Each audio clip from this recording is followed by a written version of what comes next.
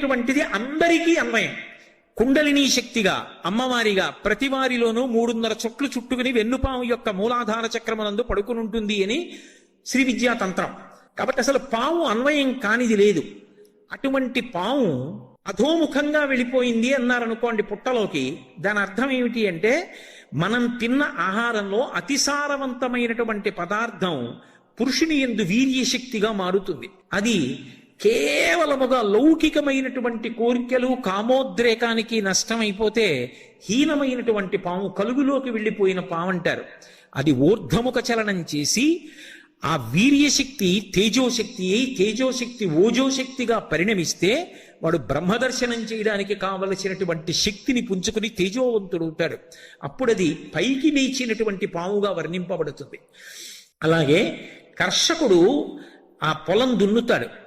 పావులకి పాలు పోస్తే పావులకు అర్థం అవుతుందా అంటారేమో. పావులకు కూడా భాష లేదేమో కానీ భావం తెలుసు. పసిపిల్లలు ఆడుకుంటుంటే పక్క నుంచి పాము పాకుతూ వెళ్ళిపోతుంది. నేను భారత ఆహార సంస్థలో పనిచేసేటప్పుడు ఊరికి దూరంగా ఉన్న గోదాముల్లో పనిచేస్తున్నటువంటి రోజుల్లో మేము చీకట్లో నిలబడి ఉంటే కాళ్ళ కింద నుంచి కాళ్ళ పక్క నుంచి పెద్ద పెద్ద పాములు వెళ్ళిన రోజులు ఉన్నాయి. మనం దాన్ని హాని చేయడానికి సిద్ధంగా లేవు అంటే అది హాని చేయడానికి సిద్ధపడదు. అందుకే నాగుల చవితి నాడు అందరూ వెళ్ళి పుట్టలో పాలు పోసి మాకన్నం పెడుతున్నవాడు రైతు. ఆ రైతు ఎక్కడుంటాడో అక్కడ నువ్వు ఉంటావు. ఆ అన్నదాత రక్షింపబడాలి. అన్నదాతతో ప్రధానమైన అనుబంధం కలిగిన పండగ. వెళ్ళి పుట్టలో పాలు పోసి ఆ చిమ్మిలి వేసి చలివిడి వేసి నమస్కారం చేసి ఒక మాట చెప్తారు. దానికేం పెద్ద పెద్ద మంత్రాలు చెప్పలేదు. అందుకే పడగ తొక్కితే పగవాడనుకోకు, నడుం తొక్కితే నా వాడనుకో, తోక తొక్కితే తొలగుతూ వెళ్ళిపో, ఇదిగో ఈ నూకలు తీసుకో మాకు మూకలియ్యి అంటారు. అది 3వ ఫలితం. ఒకవేళ నేను తెలియక పొలం గట్టు మీద వెడుతుంటాను, నేనంటే మా తాతగారు వ్యవసాయం చేశారు, మా తాతగారు వెడుతున్నప్పుడు ఆయన చూసుకోక చటుక్కున నీ పడగ తొక్కితే పగవాడు అనుకోక ఆయనకి నిన్ను చంపే ఉద్దేశ్యం మీద పొలంలో వెడుతూ చటుక్కున తొక్కాడు, వెళ్ళిపో. నడుం తొక్కితే నావాడనుకో, తోక తొక్కితే తొలగుతూ వెళ్ళిపో, ఆయన జోలికి రాకు, నీ పట్ల నాకు ఒక అనుబంధం ఉన్నది అని చెప్పడానికి పట్టికెళ్ళి వేస్తే ఆ భాష అది అందుకోలేదని నేను అనుకోవట్లేదు. ఎందుకని అంటే ఎన్నో పావుల్ని నా జీవితంలో చేసినటువంటి ఉద్యోగరీత్యా పెద్ద పెద్ద సర్పాలు తిరుగుతుండగా ఒక మనిషి జోలికి నిష్కారణంగా రాకుండా ఉన్నటువంటి విశేషాలు చూసిన వాణ్ణి కాబట్టి చెప్తున్నాను. కాబట్టి అటువంటి పావుతో కూడా సఖ్యతతో సాధించలేనిది లేదు. ప్రేమ భావన చేత దేన్నైనా గెలవవచ్చు. శత్రుత్వం చేత శాసనం చేత తాత్కాలికంగా వంచగలవేమో, ప్రేమ భావన చేత శాశ్వతమైన మార్పు తేగలవు అని ఆ ప్రేమ భావనకు పట్టాభిషేకం చేసి పావుకి పాలు పోయించిన జాతి సనాతన ధర్మం. పుట్టలో పాలు పోసి సాధారణంగా సంతానాన్ని కల్పించగలిగినటువంటి శక్తిగా సుబ్రహ్మణ్యుణ్ణి ఆరాధన చేస్తారు. అందుకే వంశవృద్ధికారకాయ నమః అని ఆయనకు ఒక పేరు. కాబట్టి ఈ నూకలు తీసుకో, మాకు మూకలి. మూకలంటే నాకు 10 మంది కొడుకులు, 30 మంది మనవలు, 50 మంది మునిమనవలు, 70 మంది ఇనుమనవలు, ఇంతమంది ఇంట్లో ఆడుకుంటుంటే నేను తాతనై ముత్తాతనై వీళ్ళందరినీ చూస్తూ సంతోషంగా గడిపి కేవలం అనుబంధాలే కాదు, చిరంజీవందేవ క్షపిత పశుపాశవ్యతికర పదానందాభిజ్ఞం రసయతి రసం తద్భజనవాన్, చిట్ట చివర పరబ్రహ్మాన్ని అనుభవిస్తూ శరీరం విడిచిపెట్టగలిగిన స్థితిని అని చెప్పడానికి నాగుల చవితిని 4 కారణాలకి చేస్తారు. ఇంత గొప్పగా అగ్ని ఆరాధన అనేటటువంటిది పతాక స్థాయి. పతాక స్థాయిలో ఉన్న ఆరాధనని దీపస్థాయికి తీసుకొచ్చి మళ్ళీ అక్కడి నుంచి సాంఘికమైన అనుబంధాల దగ్గరికి వెళ్ళి అక్కడ నుంచి పావుని కూడా ప్రేమతో గెలవగలిగిన జాతి. ఎందుకో తెలుసా? నటరాజస్వామి తాండవం చేస్తుంటారు. నటరాజస్వామి చిదంబరంలో కనకసభలో నాట్యం చేస్తుంటే ఆయనకి ఉపకారం చెయ్యగలిగిన వాళ్లే చుట్టూ ఉంటారు. మధ్యలో వాయించేవాళ్ళు, ఏదో వీణ వాయించేవాళ్ళు, వేణువు వాయించేవాళ్ళు అందరూ చుట్టూ ఉంటారు. దేవతలందరూ తలపవాద్యం మోగిస్తూ ఉంటారు. కానీ ఒక్క వాద్యం కూడా మ్రోగించలేని వాళ్ళు, పాట పాడలేని వాళ్ళు 2 ఉంటారు. ఎవరు అంటే ఒకడు పతంజలి, ఒకడు వ్యాఘ్రపాదుడు. వ్యాఘ్రపాదుడు మహాభక్తుడు. రోజు అరణ్యాల్లోకి వెళ్ళి అప్పుడే వికసించిన పూలు తెచ్చి ఆకాశలింగానికి పూజ చేసేవాడు. పరమశివుడు చూసి అయ్యయ్యో పాదాలు చీరుకుపోతున్నాయిరా అరణ్యాల్లో తిరగడంలో నీకని పెద్ద పులి యొక్క పాదాలు ఇచ్చాడు. అందుకే కింద శరీరం పెద్ద పులిది, తల మనుష్యుడిది ఉంటుంది. చిదంబరంలో ఇప్పటికీ వ్యాఘ్రపాదుడు తీసుకొచ్చి ఆ పరమశివుడికి పూజ చేస్తాడు ఆ పువ్వులతోనని. అలాగే ఆదిశేషుడు వచ్చి పడగలు విప్పి నిలబడ్డాడు. విఘ్నేశ్వరుడు నవ్వాడు. ఎందుకు నవ్వావన్నాడు శేషుడు. మేమందరం తలకొక వాద్యం వాయిస్తాం, నువ్వేం చేస్తావు పావువి, నువ్వేం చెయ్యలేవు, ఏం వాయించలేవు, అలా చూడ్డానికే నువ్వు అన్నాడు. ఆయనకి బాధేసింది. నేను పావునన్నావు కదూ, దీర్ఘం లేకుండా హ్రస్వాక్షరాలతో నేను శివతాండవాన్ని వర్ణిస్తూ స్తోత్రం చేస్తానని స్తోత్రం చేశాడు. చేసి మీరు ఆయన తాండవం చేస్తుంటే వాద్యాలు మ్రోగిస్తారు, నేను ఆయన తాండవంలో అంతర్భాగం అయిపోతాను అని ఎగిరి వెళ్లి పరమశివుడి పాదానికి చుట్టుకున్నాడు. ఇప్పుడు ఆయన తాండవం చేస్తుంటే నేనొకటి నా ఉంగరం ఒకటి కాదుగా, నా ఉంగరం ఎప్పుడూ నాతోనే వస్తున్నట్టుగా, నాకు భూషణం అయిపోయినట్టుగా ఆ పాము ఆయన పాదానికి అలంకారం అయిపోయి ఆయన తాండవం చేస్తుంటే అది తాండవంలో కలిసిపోయిందంతే. అలా ఆదిశేషుడు నటరాజు యొక్క పాదాన్ని పట్టుకున్నాడు. ఒక పాము తనకున్నటువంటి సమస్తమైనటువంటి వ్యగ్రతలు మరిచిపోయి ప్రేమమూర్తి అయినటువంటి శంకరుడు తాండవం చేస్తుంటే చూస్తూ నిలబడిపోయింది. క్రౌర్యానికి పరాకాష్ఠ అయిన పెద్ద పులి వ్యాఘ్రపాదుడు పరమశివ తాండవం చూస్తూ ప్రేమతోలా నిలబడిపోయాడు. ప్రేమ చేత గెలవలేనివి ఈ లోకంలో లేవు. శాసించి తాత్కాలికంగా ఉంచగలవేమో, కానీ ప్రేమతో తీసుకొచ్చిన మార్పు శాశ్వతమైన మార్పు. అందుకే ప్రేమతో పావుని కూడా పూజించడం నేర్పినటువంటి జాతి ఈ సనాతన ధర్మం. అందుకే నాగుల చవితి పండగ వచ్చింది. పక్కనే స్కంద షష్ఠి, సుబ్రహ్మణ్యారాధన. నిజానికి సుబ్రహ్మణ్యుడు పావకి అని అగ్నిస్వరూపం. శంకర భగవత్పాదులు పంచాయతనాన్ని పూజించమని శాసనం చేశారు. ఎవరు ప్రధానంగా కులదేవతగా చూస్తారో వాళ్ళని మధ్యలో పెడతారు. 5 మాత్రం పూజలో ఉంటారు. పరమశివుడు, అంబిక, శ్రీ మహావిష్ణువు, సూర్య భగవానుడు, గణపతి. నేను గాణాపత్యానికి చెందినవాడిని అనుకోండి, గణపతిని ప్రధానమైతే గణపతిని మధ్యలో పెడతాను, మిగిలిన 4 చుట్టూ ఉంటారు. నేను శివుణ్ణి ప్రధానం అనుకోండి, శివుణ్ణి మధ్యలో పెట్టి మిగిలిన 4 చుట్టూ ఉంటారు. నేను విష్ణు ప్రధానంగా పూజ చేస్తే విష్ణువు మధ్యలో ఉంటారు, చుట్టూ 4 ఉంటారు. ఈ 4 అనుమతి లేకుండా నేను విష్ణువు దగ్గరికి వెళ్ళలేదు. శివుడికి ముందు పువ్వు, గణపతికి ముందు పువ్వు, సూర్యుడికి ముందు పువ్వు, అంబికకి ముందు పువ్వు వేస్తే తప్ప విష్ణువుని పూజ చేయలేను. అంటే అభేదమైనటువంటి భావన ఏర్పడుతుందని పంచాయతన పూజ పెట్టారు. కానీ వారు షణ్మత స్థాపనాచార్యులు. ఈ 5టితో పాటు సుబ్రహ్మణ్యుడు కూడా మోక్షప్రదాత అని నిర్ణయించారు. మరి సుబ్రహ్మణ్యుడేడి పూజలో అంటే సుబ్రహ్మణ్యుడికి ఇక వేరే పూజలో మూర్తిని ఇవ్వలేదు ఆయన. ఎందుకు ఇవ్వలేదంటే మొదట వెలిగించినటువంటి దీపంలోని జ్యోతి సుబ్రహ్మణ్య స్వరూపమే, చివర ఇచ్చిన నీరాజనంలో జ్యోతి సుబ్రహ్మణ్య స్వరూపమే అన్నారు. జ్యోతి స్వరూపం సుబ్రహ్మణ్య స్వరూపం. కాబట్టి మహానుభావుడు ఆ సుబ్రహ్మణ్యుడు ప్రత్యేకించి దీపముల ద్వారా ఆరాధన జరిగేటటువంటి ఈ కార్తీక మాసంలో స్కంద షష్ఠి రూపంలో పూజలు విశేషంగా అందుకునేటటువంటి మాసం. మీరు చూడండి, ఒక్క మాసంలో ఇన్ని రకాలైనటువంటి విశేషాలు జరగడం అనేటటువంటిది మీకు కార్తీక మాసంలోనే కనపడుతుంది. అలాగే ఉత్థాన ఏకాదశి లేదా ప్రబోధన ఏకాదశి అంటారు. శ్రీ మహావిష్ణువు పాలసముద్రంలోంచి నిద్రలేస్తారు ఆ రోజున. ఏమంటే ఆయన కూడా నిద్రపోతారా? ఒకవేళ ఆయన కూడా నిద్రపోయారనుకోండి, శ్రీ మహావిష్ణువు అంటే లోకములనన్నిటినీ కాపాడవలసిన వాడు కదా, కాపాడవలసినటువంటి స్థితికర్త ఆయనే నిద్రపోతే ఆ సమయంలో ఉపద్రవం వస్తే ఎవరికి చెప్పుకోవాలి? నిద్రపోయేటటువంటి లక్షణం ఉన్నవాడు, తమో గుణానికి లొంగిపోయినవాడు కదా, ఆయనకి మననేం రక్షిస్తాడు అనుకుంటారేమో. అది తామసికమైన నిద్ర కాదు, ఏదో బడలిపోయి నిద్రపోయినటువంటి నిద్ర కాదు. నిద్రాముద్రాం నిఖిల జగతి రక్షణే జాగరూకం అని దక్షిణాయనం రాగానే ఆషాఢమాసంలో మొదలు పెడతాడు ఆ నిద్ర. అది యోగ నిద్ర. చూడండి, ఏదైనా బాగా ఆలోచించవలసి వచ్చిందనుకోండి, జ్ఞాపకం రాలేదనుకోండి, ఓసారి కళ్ళు మూసుకుని ఇలా అంటాం. కళ్ళు మూసుకుని ఆలోచన చేసినట్టే ఆయన కూడా బాహ్యనేత్రములను మూసి పడుకుంటాడు. అంటే పైకి చేస్తున్న పూజ కాదు, మనస్సుల లోపల ఉన్నటువంటి భక్తిని లెక్కలోకి తీసుకుంటాడు. దక్షిణాయనంలో ఉపాసన కాలం కాదు, లోపల మనస్సుని చూస్తుంటాడు. అందుకే వెంకటేశ్వరుడిగా ప్రతిజ్ఞ చేశాడు, ఏకేన తులసి మాత్రదలేనాపి నరోత్తమ పూజయేద్ భక్తిభావేన తంరక్షామి ఇతి మత్మనః అన్నాడు. ఒక్క తులసి దళం భక్తితో ఇస్తే చాలు, నేను లొంగిపోతాను. ఆ భక్తి అన్నది పైకి పదార్థము చేత ప్రకటనం కాదు. ఎన్ని తెస్తే భక్తి అని మీరు అనగలరు? ఎవరి శక్తిని బట్టి వారు తెస్తారు. శక్తిని బట్టి తేవడం కాదు, ఎవరి భక్తి అన్నది ఆర్ద్రత, ఎవరి మనసులో ఎంత ఉన్నది దాన్ని బట్టి ఆయన అనుగ్రహిస్తాడు.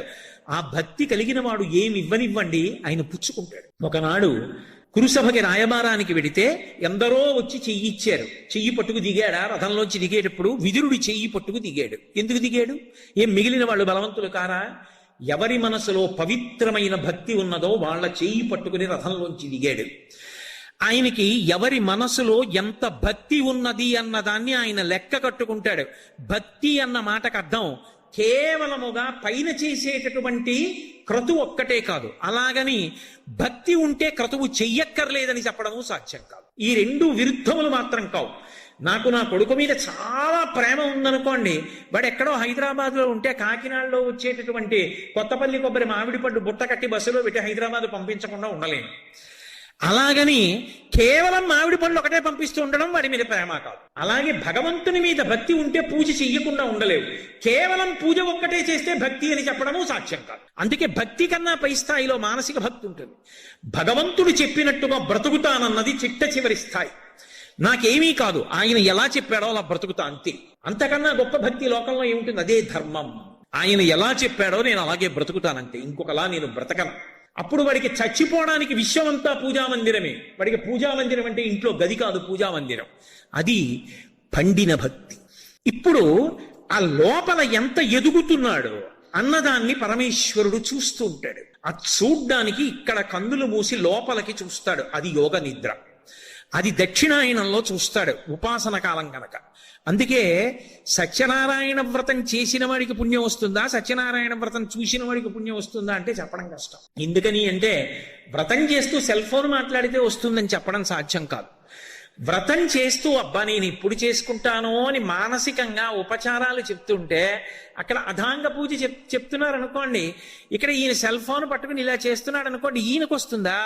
చూడ్డానికి వచ్చిన వాడు అక్కడ కూర్చుని పాదవు పూజయామి అంటే తాను కళ్ళు మూసుకుని సత్యనారాయణ స్వామి పాదాల మీద, చీలమండల మీద, మోకాళ్ల మీద, తొడల మీద, నాభి మీద, ఆ పొట్ట మీద, గుండెల మీద, నడుం మీద, భుజముల మీద, నాభి మీద, కంఠం మీద, ఆ గడ్డం మీద, ముక్కు మీద, పెదవుల మీద, చిన్న చిరునవ్వు నవ్వితే కనపడిన దంతముల మీద, కనురెప్పల మీద జాగ్రత్తగా 2 తుమ్మి పూలు కనుబొమల మీద, నుదురు మీద, చెవుల మీద వేసి చేత్తో పువ్వులు పట్టుకుని తలమించి వేస్తే జర జర జర జర జర కింద పడుతున్నటువంటి పువ్వులతో సమానంగా పైకి కిందకి మనసుతో చూసిన వాడెవరో అక్కడ చూడ్డానికి వచ్చిన వాడున్నాడు, వాడు వ్రతం చేశాడని వేస్తాడు ఈశ్వరుడు.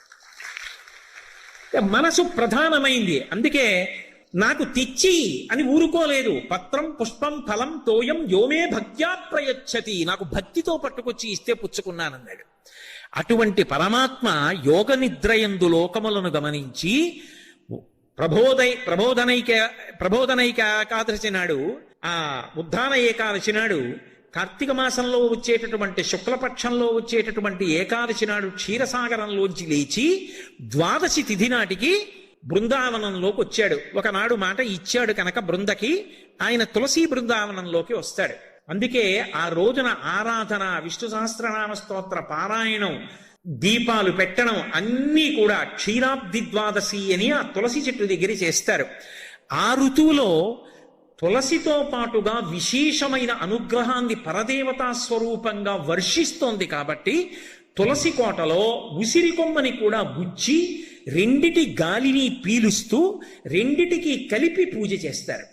కాబట్టి క్షీరాబ్ది ద్వాదశి దీపాలని ప్రత్యేకంగా దీపాలు పెడతారు. అలాగే శుక్లపక్షంలో వచ్చేటటువంటి అష్టమి గోపాష్టమి, ఒకటి బలిపాడ్యమి, రెండవది మూడవది తిథులు సాంఘికమైన అనుబంధాలు, నాలుగవది పావుల సంబంధం, ఆరవది సుబ్రహ్మణ్య సంబంధం, 8వ తిథి అష్టమి వస్తే శుక్లపక్షంలో గోపాష్టమి. ఆ రోజున గోశాలకి వెళ్ళి అథవా ఇంటి ముందున్నటువంటి గోవునో చూసి ఆ గోవుకి పూజ చేస్తారు. అధికార భేదం లేకుండా ఏ ఆశ్రమం వాడైనా పూజ చెయ్యడానికి పరమేశ్వరుడిచ్చినటువంటి అపూర్వమైనటువంటి వరం గోవు. ఎందుచేత అంటే బ్రహ్మచారి ఉన్నాడు అనుకోండి, కొన్నే చేయగలడు. గృహస్థు కొన్ని చేస్తాడు, వానప్రస్థు కొన్ని చేస్తాడు, సన్యాసి కొన్నే చేస్తాడు తప్ప అన్నీ చెయ్యరు. అన్ని ఆశ్రమాల్లో ఉన్నవాళ్ళు, అన్ని వర్ణాల్లో ఉన్నవాళ్ళు అందరూ కూడా బట్ట నేను పంచ కట్టుకున్నానా, గోచీపోసి కట్టుకున్నానా, ఉత్తరీయం వేసుకున్నానా, వీటితో సంబంధం లేకుండా గౌర్వారగ్ని అంది వేదం. అగ్నిని పూజిస్తే ఏ శ్రేయస్సు వస్తుందో ఆవుని పూజిస్తే అదే వస్తుంది. ఎందుకంటే గోవు అగ్నిహోత్రము అంది. అంటే కాలుతుందా అండి, పొయ్యా అండి అని కాదు దాని అర్థం. అగ్నిని ఆరాధన చేస్తే ఏ శ్రేయస్సు వస్తోందో, ఇంట్లో ఉన్నటువంటి ఒక ఆవు దగ్గరికి వెళ్ళి గ్రాసము అంటే చేత్తో పట్టుకున్నంత గడ్డి తినిపిస్తే ఆ రోజున వాడు అగ్ని కార్యము చేసినట్టే. గోవుకి ప్రదక్షిణం చేస్తే 33 కోట్ల మంది దేవతలకి ప్రదక్షిణం చేసినట్టే. గోవు పృష్ఠభాగమునందు పసుపు కుంకం వేస్తే అది లక్ష్మీదేవికే అందుతోంది. కల్పాలు చెప్తున్నాయి, పీఠాధిపతులు చెప్తున్నారు. కాదని మాట్లాడడానికి నేనెవండి? పరిమితులు తెలుసుకు మాట్లాడాలి కదా, శాస్త్ర విరుద్ధమైన ప్రసంగాలు చేయకూడదు. పరంపరాగతంగా శృంగేరి, కంచి లాంటి పీఠాలకి సంబంధించిన పీఠాధిపతులు కూడా ప్రతిరోజు గోపూజలు చేస్తున్నారు. గోపూజ అంత గొప్పది. శుక్లపక్షంలో గోపాష్టమి నాడు గోపూజ, అలాగే కృష్ణపక్షంలో అంటే ఇప్పుడు వస్తోంది ఈ వచ్చేటటువంటి దాంట్లో మళ్ళీ ద్వాదశి నాడు ప్రత్యేకంగా గోవత్స ద్వాదశి అంటారు. దూడతో ఉన్నటువంటి ఆవుని పూజ చేస్తారు. ఆ రోజున పూజ చేసి చిట్టి గార్లు, చిట్టి బూర్లు అంటారు, చిన్న చిన్న గార్లు, చిన్న చిన్న బూర్లు వేసి నైవేద్యంగా తీసుకొచ్చి పెడతారు. ఆ రోజున ఆవు దూడ కలిపి అవి ముట్టుకుంటే దేవతలందరికీ కార్తీక మాసంలో నైవేద్యం ఇచ్చేసినట్టే. కాబట్టి కృష్ణపక్షంలో వచ్చేటటువంటి ద్వాదశి గోవత్స ద్వాదశి. ఆ రోజున గో పృష్ఠభాగాన్ని చక్కగా పసుపు కుంకాలతో పూజ చేయడం, మెడలో ఓ పూలదండ వెయ్యడం, గోవుని అలంకరించడం, గోవుకి ప్రదక్షిణం చెయ్యడం. పూజా విధానం తెలిస్తే కల్పంతో చక్కగా ఆ గోపూజ చెయ్యగలగడం అభ్యున్నతి హేతువులు. అందుకే కార్తీక మాసం ఇన్ని రకాలైనటువంటి పూజల యొక్క సమాహార స్వరూపం. అలాగే అష్టమి కాలభైరవాష్టమి. కాలభైరవుడు పరమాద్భుతమైనటువంటి స్వరూపం, పరమశివుని యొక్క అవతార విశేషం. కాలభైరవుని యొక్క శాసనానికి స్వయంగా యమధర్మరాజు కూడా భయపడి ఆ శాసనాన్ని పాటిస్తాడు అని చెప్తారు. ఇప్పటికీ హరిద్వార్ వంటి క్షేత్రానికి వెడితే భైరవ దండనము అని చెప్పి విధిస్తారు. భైరవ మూర్తి దగ్గరికి వెళ్ళినప్పుడు ఒంగో పెట్టి కర్రతో ఒక్కసారి కొడతారు. ఎందుకని అంటే అసలు ఆయన పేరే భైరవ. భైరవ అన్న మాట ఎందుకు వచ్చిందంటే భై అని శబ్దం చేస్తాడు రవం, కాబట్టి భైరవ. ఆయన వాహనం శునకం, కుక్క. కుక్క భౌ అంటుంది కదా. జీవి శరీరాన్ని విడిచిపెట్టిన తరువాత చేసిన పాపాన్ని బట్టి కుక్క రూపంలో తరివితే ఆ కటిక చీకట్లో పరిగెడతాడు అని. భౌ నరుస్తూ భై అన్న రవంతో వెంటపడతాడు కాబట్టి భైరవ. అక్కడ పొందవలసిన దండనని ఇక్కడే దండన రూపంలో ఒంగో పెట్టి వీపు మీద కర్రతో ఆ చేత్తో పట్టుకున్న ఆ వెదురుతోటి ఓ చిన్న దెబ్బ కొట్టి వదిలేస్తారు. భైరవ దండనం ఇక్కడే విధించేశామని. అటువంటి భైరవుడు ఏదైనా ఇవ్వగలడు. అందుకే కాలభైరవాష్టకం పఠంతి ఏ మనోహరం జ్ఞానముక్తి సాధనం విచిత్ర పుణ్యవర్ధనం శోకమోహ దైన్యలోభ కోపతాపనాశనం తే ప్రయాంతి కాలభైరవాగ్రి సన్నిధం ధ్రువం అంటారు. ఆ భైరవుడి యొక్క ఆరాధన అంత గొప్పది. ఎందరో భైరవులు ఉన్నారు. ఒకటొక భైరవుడి దగ్గర నుంచి ఎంతమంది భైరవులు. అటువంటి భైరవుడి యొక్క ఆవిర్భావ దినంగా కాలభైరవాష్టమి అని చెప్పి శివాలయాల్లో ప్రతి చోట సాధారణంగా భైరవుడు క్షేత్రపాలకుడై ఉంటాడు.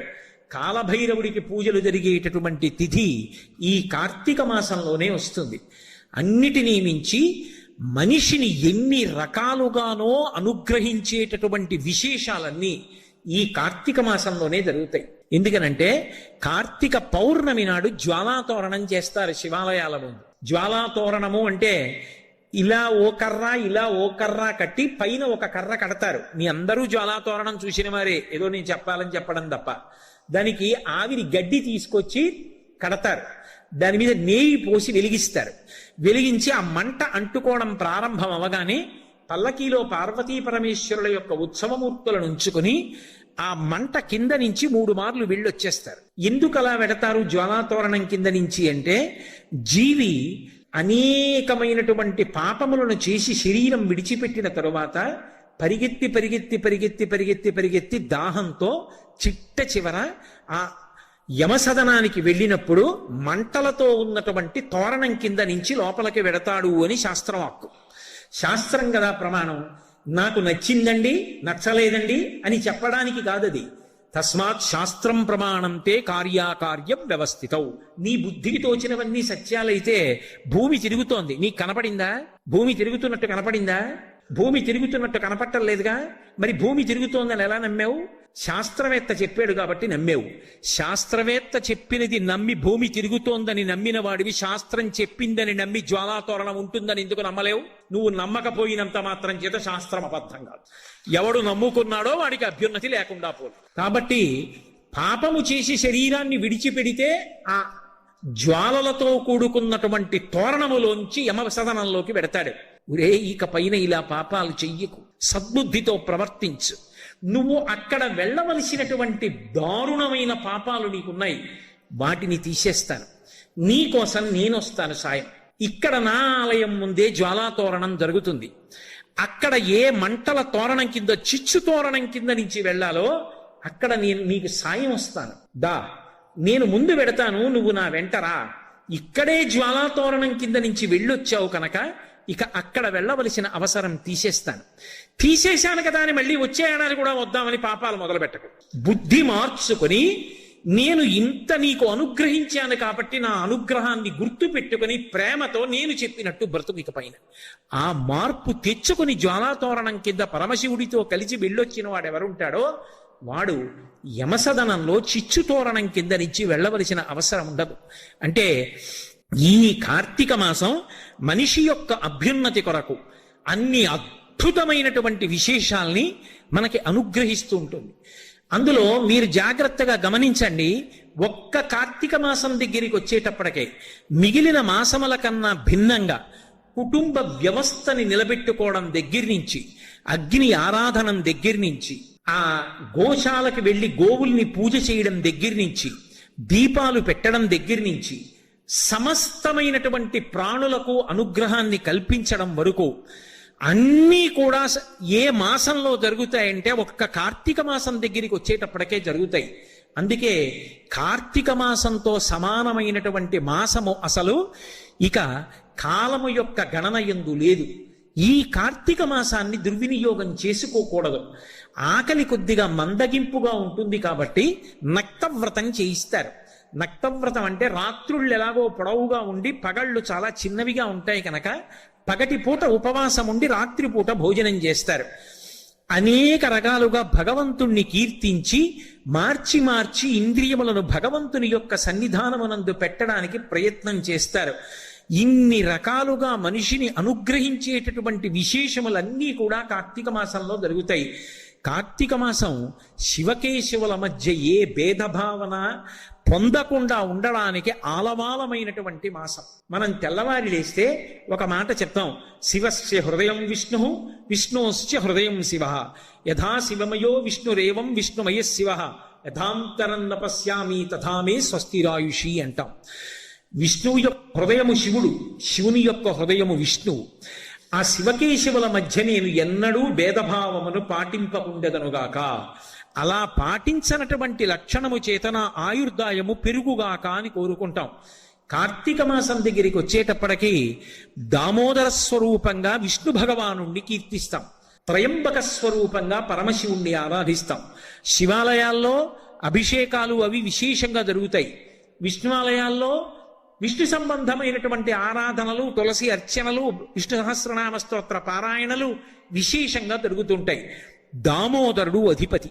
దామోదర శబ్దం ఎవరికి అన్వయం అంటే దామ్నా ఉదరే మాత్రా బద్ధ ఇది దామోదర. ఎవరి యొక్క కడుపు మీద ఆ తులసిమాల ఉంటుందో, ఎవరి యొక్క నడుము త్రాటి చేత కట్టబడిందో ఆయనని దామోదరుడు అంటారు. ఎప్పుడు కట్టబడ్డాడు? పరిపూర్ణావతారంగా వస్తే కట్టబడ్డాడు. పరిపూర్ణావతారం కృష్ణావతారం. ఎన్నో అవతారాలు తీసుకున్నాడు. అందులో ప్రధానమైనటువంటివి దశావతారాలు. వేదోద్ధారణ మందరాభరణ పృథ్వీధర్మ నిర్మాణ ప్రహ్లాదత్రాణ బలిప్రతారణ నృపాహంకార నిర్వాపణ వైదేహీ రమణ ధనంజయ జయ వ్యాపార పారీణ క్షౌడీ దివ్యత్కరుణ తమోహరణ తండ్రి వెంకటేశ ప్రభో అంటారు. 10 అవతారాలు ఆయనవే. 10 అవతారాలు ఆయనవే అయినా అన్ని అవతారముల యొక్క తేజస్సు ఏ అవతారంలోకి వెళ్ళిపోతుందో దాన్ని పరిపూర్ణ అవతారం అంటారు. అటువంటి పరిపూర్ణ అవతారం శ్రీకృష్ణ అవతారం. అటువంటి శ్రీకృష్ణ అవతారంలో ఆయన చేసినటువంటి లీలలు అనన్య సామాన్యములు. కల్నులు తెరువని కడుచిన్ని పాపడై దానవి చనుబాలు త్రావి చంపే 3వ నెల నాడు ముద్దుల కుర్రడై కోపించి శకటమ్ము కులద్రోసే ఏడాది కుర్రడై ఎగసి తృణామర్తు మెడపట్టుకుని చీవి మృతుని చేసి తల్లి వెన్నల కురై తను రోలకట్టంగా బాలుడై మద్దుల కూలద్రోసే ఆ ఆవుల్ని దూడల్ని రక్షించడం కాదు, కేవలముగా వాటిని కాపలా కాయడం కాదు, ఆయన అసలు ఇంకా కనురెప్పలు కూడా సరిగ్గా తెరవడం చేత కానటువంటి పసిపిల్లవాడిగా ఉండగానే పూతనా సంహారం ప్రారంభం చేశాడు. అంత గొప్ప అవతారం కృష్ణావతారం. అటువంటి కృష్ణావతారాన్ని బంధించాలని దుర్యోధనాదులు ప్రయత్నం చేశారు. శ్రీకృష్ణుడు రాయబారానికి వెళ్ళినప్పుడు దుర్యోధనాదులు ఆయన్ని కట్టేద్దాం అనుకున్నారు. కట్టగలిగారా? కట్టలేకపోయారు. కానీ చిన్ని కృష్ణుడుగా ఉండగా కృష్ణుణ్ణి కట్టేస్తానని బయలుదేరినది ఎవరు అంటే యశోద బయలుదేరింది.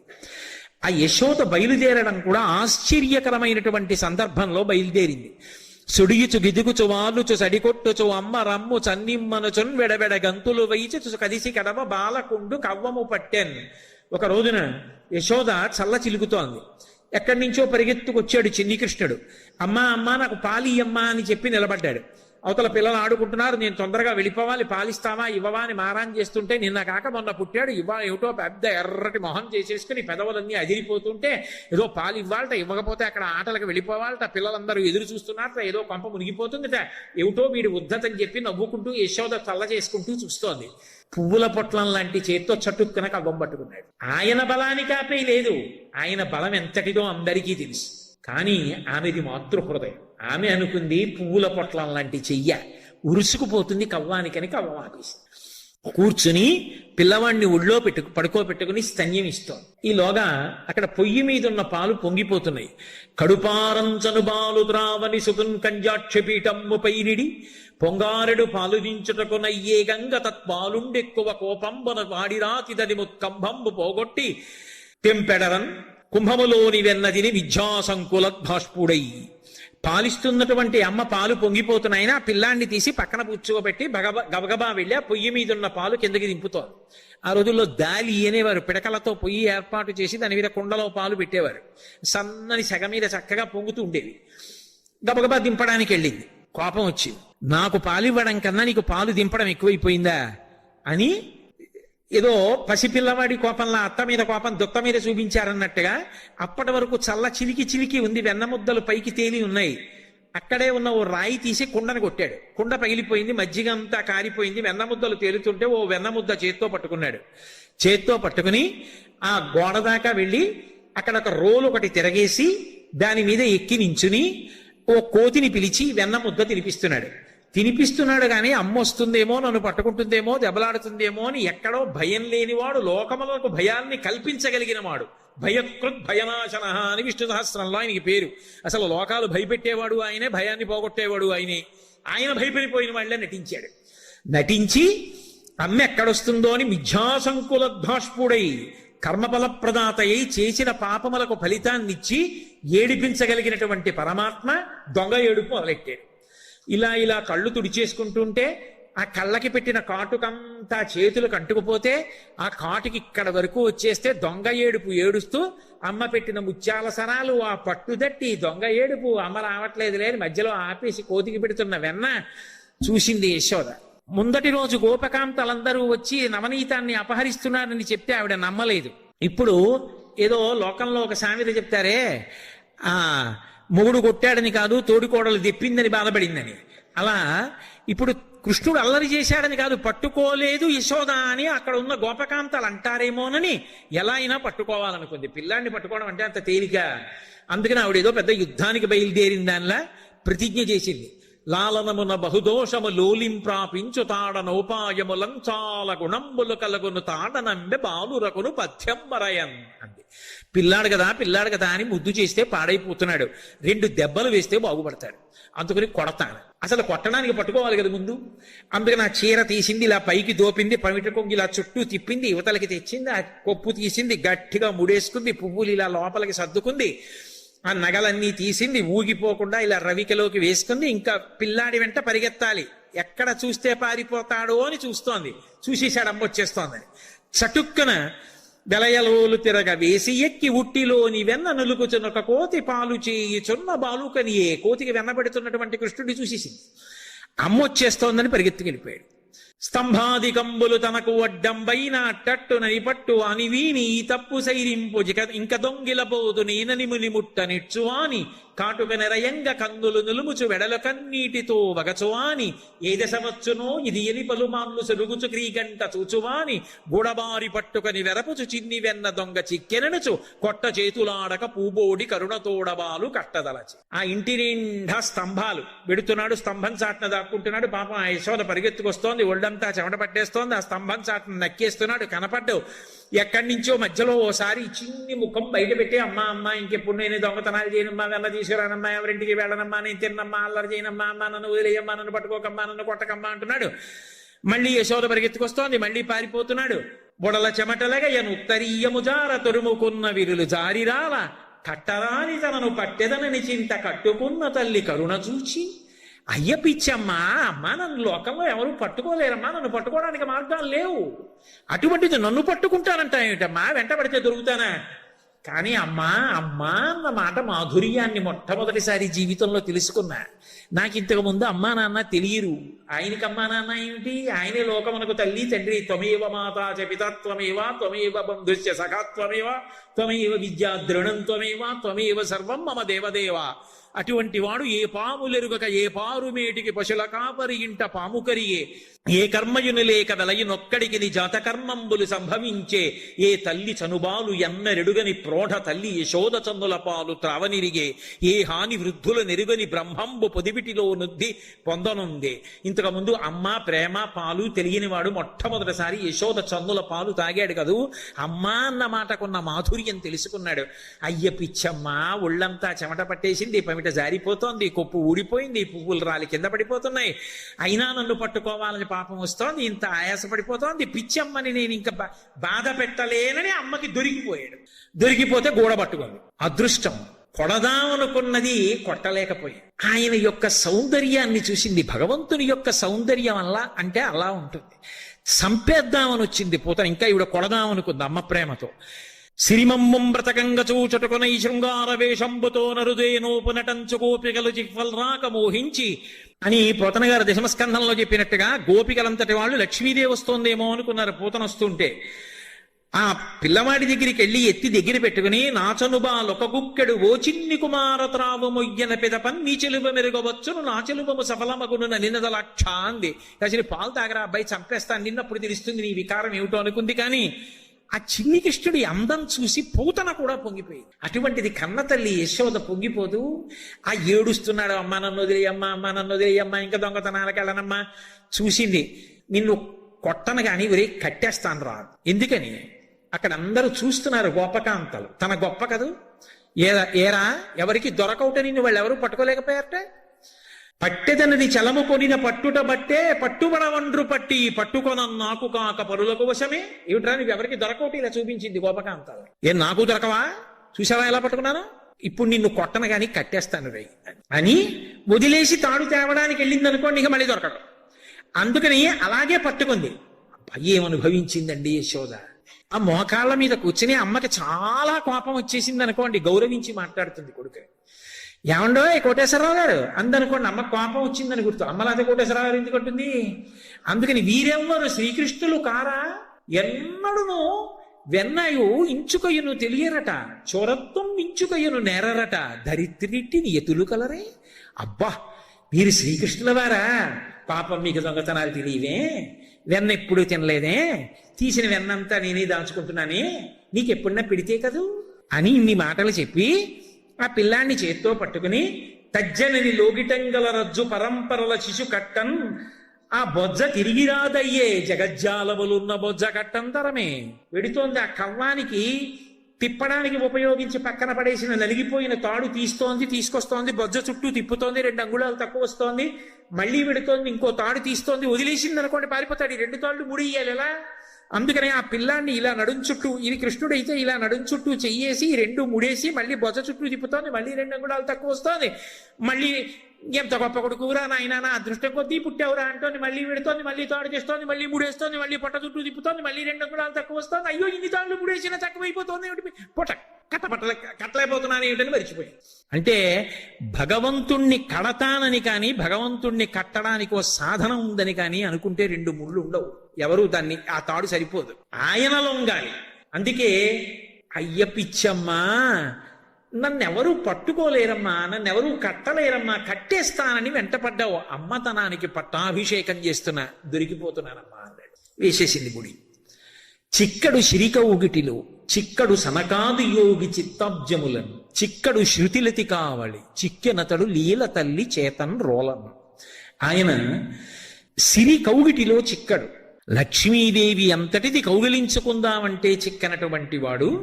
చిక్కడు సిరికౌగిటిలో చిక్కడు సనకాది యోగి చిత్తాబ్జములన్ సనకాది యోగుల యొక్క మనస్సులలో దొరకనటువంటి వాడు. చిక్కడు శృతిలతి కావళి వేదమంత్రముల చేత దొరకని వాడు. చిక్కెనతడు లీల తల్లి చేతన్ రోలన్ అమాయకురాలైనటువంటి ఒక గోపిక చేతికి దొరికిపోయాడు అమ్మతనానికి. పట్టుకెళ్ళి రోలుకేసి కట్టేసి. మత్సలేని పరమాత్మ భక్తికి పట్టాభిషేకం చేయడానికి ఆ రోలుని ఈడుస్తూ పాకడంలో ఆ తాడు గట్టిగా ఒరుసుకుని దామ్నా ఉదరే మాత్రాబద్ధ ఇది దామోదర, ఆ తాడు నడువుకి ఒరుసుకుపోతే నడుం చుట్టూ నల్లగా మచ్చపడింది. అలా మచ్చపడితే మచ్చగలిగిన వాడు కాబట్టి దామోదరుడు అయ్యాడు. అంటే భక్తికి లొంగిపోతాను. మౌనులచే జ్ఞానులచే యోగులచే దాన సంవిధానులచే తన్ పూని నిబద్ధుండగునే పురుషోత్తముడు భక్తియుతుల చేతన్ బోలన్. భక్తుల చేతికి చిక్కినట్టుగా మౌనులకు జ్ఞానులకు యోగులకు దానం చేసేటటువంటి వాళ్ళకి కూడా ఆయన లొంగడు సుమ అని చెప్పడానికి ఒకనాడు ఒక ఆజ్ఞురాలైనటువంటి గోపిక చేతికి దొరికిపోయాడు. అలా తాటి చేత కట్టబడి నడుం చుట్టూ ఉరుసుకుపోయినటువంటి వాడున్నాడే ఆయన దామోదరుడు. అంటే భక్తికి లొంగిపోతాడు. ఒక దీపం పెడితేనే అంత శక్తినిస్తాడా అండి? తులసి దగ్గరికి వెళ్ళి గోవిందా అంటే అంత అనుగ్రహించేస్తాడా అండి? కార్తీక మాసంలో ఉసిరి చెట్టు దగ్గరికి వెళ్ళి శ్లోకం చెప్తే అలా అనుగ్రహం వస్తుందా అండి? అంటావేమో. నీ గుండెలలో భక్తి ఉండాలి. కానీ తాటి చేత కట్టబడి మత్సలేని వాడు మత్స పొందినటువంటి దామోదరుడు అధిపతిగా ఉన్నటువంటి మాసం కార్తీక మాసం. ఆయనకి నీ గుండెలలో భక్తిని చూసి అనుగ్రహించడం అలవాటు. అందుకే ఆ యోగ నిద్ర చాలించి ఈ కార్తీక మాసంలో నిద్రలేస్తాడు. నీ గుండెలలో భక్తి ఉండాలి తప్ప ఆయన నీ వెంట పరిగెడతాడు, పరమశించిపోతాడు.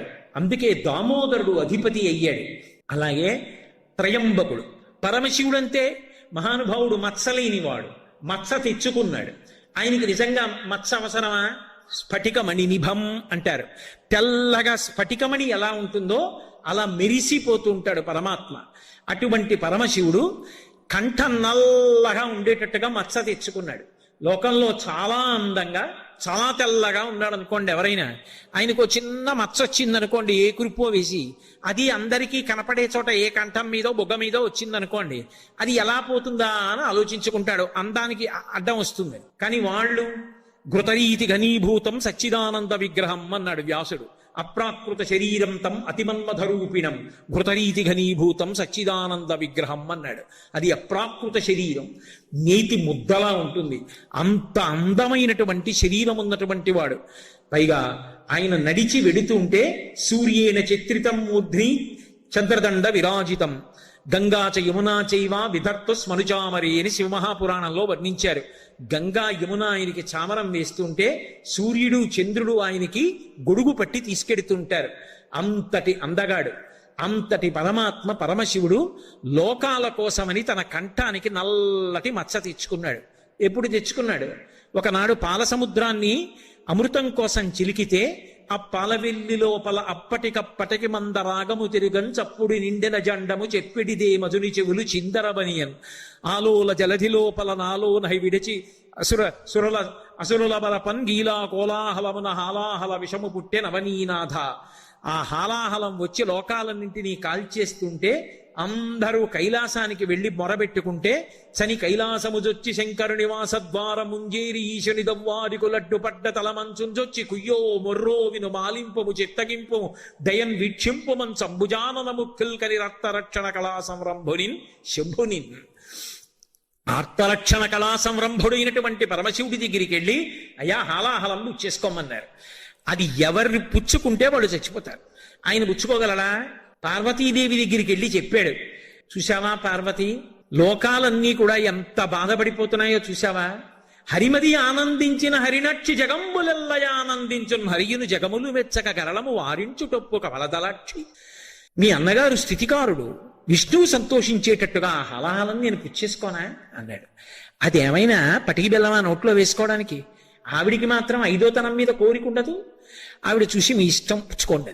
అక్కడ వరకు విని భాగవతం పరీక్షిత్ అంతటి వాడు గుండెలు బాదుకుని అడిగాడు శుకబ్రహ్మని. అయ్యయ్యో అదేమిటండి, ఎంత తాగుబోతు భర్త అయినా ఉండాలి పసుపు కుంకాలతో అని కోరుకుంటుంది కదా ఇల్లాలు.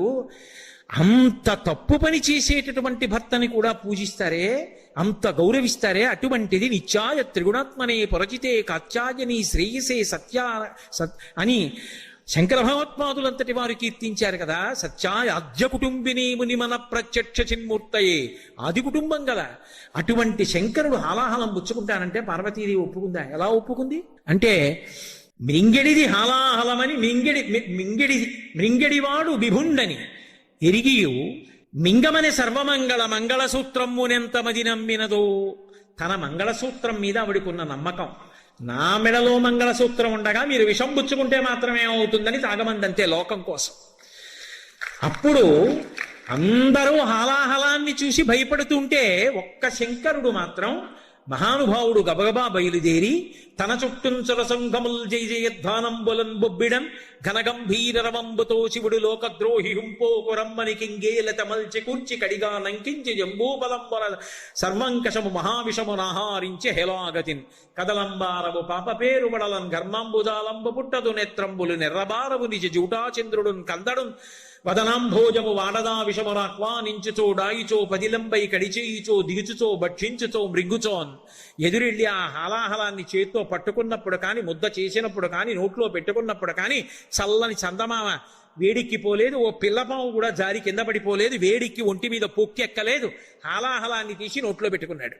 ఉదరము లోకంబులకును సదనంబకు తెరిగి శివుడు చటుల విషాగ్నిన్ కుదురుకొనే కంఠబిలమున పదిలంబుగా నిలిపివే సూక్ష్మ ఫలరసము క్రియం. మింగేస్తే కడుపులో ఉన్న లోకాలు పోతాయి, బయటికి వదిలేస్తే పై లోకాలు పోతాయని మింగకుండా బయటికి వదలకుండా కంఠంలో పెట్టుకుని ఉంచుకున్నాడు. నిజంగా మింగకుండా వదలకుండా కంఠంలో పెట్టుకోవడం ఎంత కష్టం. హాలాహలాన్ని కంఠంలో పెట్టుకున్నందుకు మత్సలేని శంకరుడి యొక్క కంఠం నల్లబడి గరళకంఠుడు శ్రీకంఠుడయ్యాడు. లోకం కోసం నిందబడి మత్స పొందినటువంటి వాళ్ళు మహాత్ములవుతారు తప్ప వచ్చినది వాళ్ళకి మత్స కాదు అని నిరూపించాడు శంకరుడు. అందుకే మత్స పొంది దామోదరుడయ్యారు శ్రీ మహావిష్ణువు, మత్స పొంది శ్రీకంఠుడయ్యాడు పరమశివుడు. కానీ ఆ మత్సలు వాళ్ళ జీవితానికి తెచ్చినటువంటి అపనిందలు కావు. వాళ్ళ జీవితాలు లోకం కోసం ఎంతగా ఉపయోగపడ్డాయో తెలియ చెప్పినటువంటి సాక్ష్యాలు. అందుకే ఆ శివుడు ఆ కేశవుడు ఇద్దరు కాదు, ఉన్నది ఒక్క పదార్థం. ఒకనాడు శివుడిగా ఒకనాడు విష్ణువుగా కనపడుతుంది. కాబట్టి ఎవ్వడు సృజించు ప్రాణుల ఎవ్వడు రక్షించు త్రుంచు ఎవ్వడు అనంతుండెవ్వడు విభుడెవ్వడు వాడి విధమున మనసు వెరుచు హేలారతుడై. ఆ ఒక్కడే సృష్టి చేస్తున్నాడు, స్థితి చేస్తున్నాడు, ప్రళయం చేస్తున్నాడు. ఆ ఉన్న ఒక్క పదార్థమే ఇన్ని చేస్తోంది. దాన్ని నేను శివ అని అభిషేకం చేస్తాను, దాన్నే నేను హే కేశవ అని పరమ ప్రీతితో ఆరాధన చేస్తాను తులసితోటి. అక్కడైతే వామదేవ, ఇక్కడైతే వాసుదేవ, ఒక్క అక్షరం తేడా. అక్కడైతే తులసి దళం, ఇక్కడైతే మారేడు దళం, అంతే తేడా తప్ప తత్వతః మాత్రం రెండూ ఒక్కటే. ఇది నిరూపించేటటువంటి మాసం కార్తీక మాసం. అందుకే కార్తీక మాసంలో ఇక్కడ అక్కడ అని భేదం ఉండదు. శివాలయంలో కాని, విష్ణువాలయంలో కాని, అంబికాలయంలో కాని, గోశాలలో కాని, మఠ ప్రాంగణంలో కాని ఎక్కడైనా సరే దీపాన్ని వెలిగించి లోకాన్నంతటినీ కూడా అనుగ్రహింప చేయడానికి, తాను తరించడానికి మార్గాన్ని సుగమం చేసుకుంటారు. కార్తీక మాసంలో ఎన్నో దానాలు చేస్తూ ఉంటారు. కానీ ప్రత్యేకంగా చెప్పబడినటువంటి దానం, తప్పకుండా చేసి తీరవలసిన దానంగా చెప్పబడినది ఏది అంటే దీపదానం. అందున ప్రత్యేకించి ఈ కృష్ణపక్షంలో వచ్చేటటువంటి త్రయోదశి తిథి ఏది ఉందో ఆ త్రయోదశి తిథి దీపదానం చెయ్యడానికి అత్యంత ప్రధానమైనటువంటి తిథిగా కీర్తింపబడింది. ఇవాళ సప్తమి. ఈ సప్తమి నాడు కార్తీక వైభవాన్ని విన్నా, శివకేశవుల యొక్క వైభవాన్ని విన్నా, కార్తీక మాసం యొక్క మహాత్మ్యం గురించి తెలుసుకున్నా తత్కారణం చేత అనుకూల దాంపత్యం సిద్ధిస్తుంది అని చెప్తారు. ఇన్ని రకాలుగా కార్తీక మాసం ఎంతో గొప్పది. బాహ్యంలో దీపదానం చాలా గొప్పదైనా తప్పకుండా చేయవలసిన దానం ఏది అంటే అన్నదానం.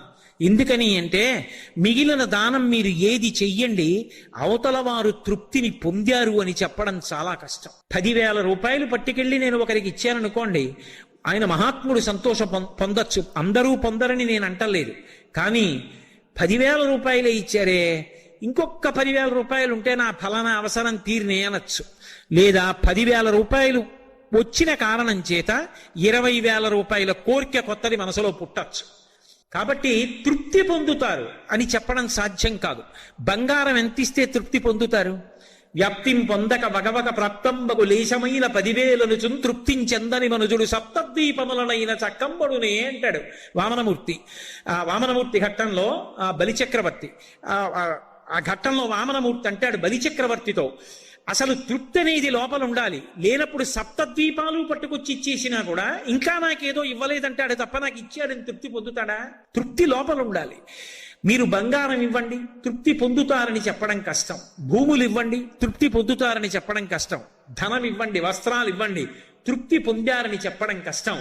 కానీ దేని చేత తృప్తి తెలుస్తుంది మీకు అంటే అన్నదానమునందు తెలుస్తుంది.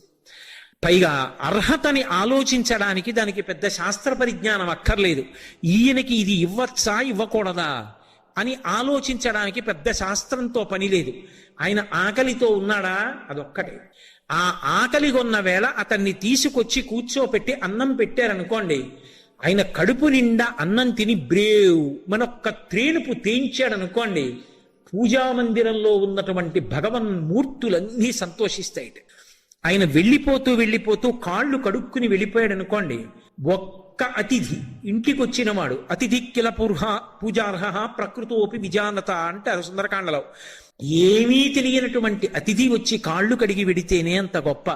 ఇక భగవంతుణ్ణి నమ్ముకున్నవాడు వచ్చి కాళ్ళు కడిగితే, అన్నం తిన్న తర్వాత కాళ్ళు కడుక్కుని వెళ్ళాలి.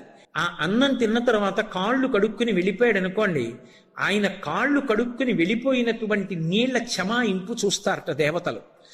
నన్ను నమ్ముకున్నవాడొకడు ఈ ఇంట తృప్తి పొందాడు. అన్నం తిన్న కారణం చేత ఇంద్రియములు శక్తి పొందుతాయి.